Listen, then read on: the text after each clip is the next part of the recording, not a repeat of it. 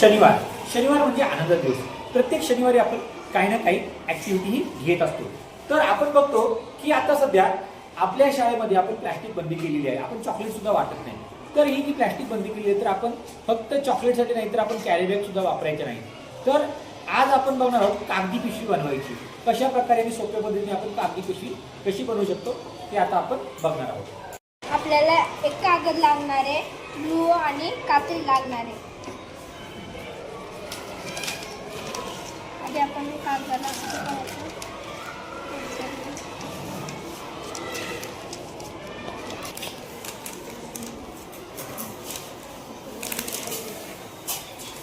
काय केलं, पेपर घेऊन त्याची गडी घाला.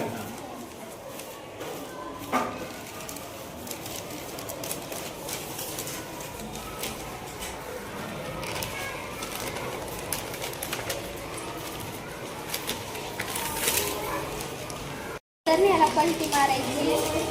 नंतर इकडून एकाची घ्यायची घडी,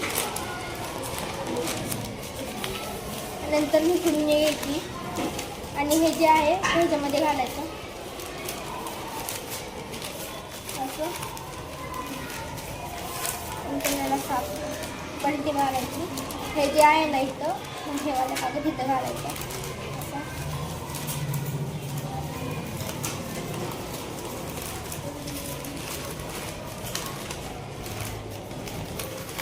असं मध्ये घालायचं. बंद त्याला दोन करून घ्यायचे. नंतर मी अशी दोन काढायची. नंतर मी इथे थोडं ग्लू लावायचं आणि इथे थोडं जी पिशवी बनवली आहे त्याला असं कडकडे लावायचं.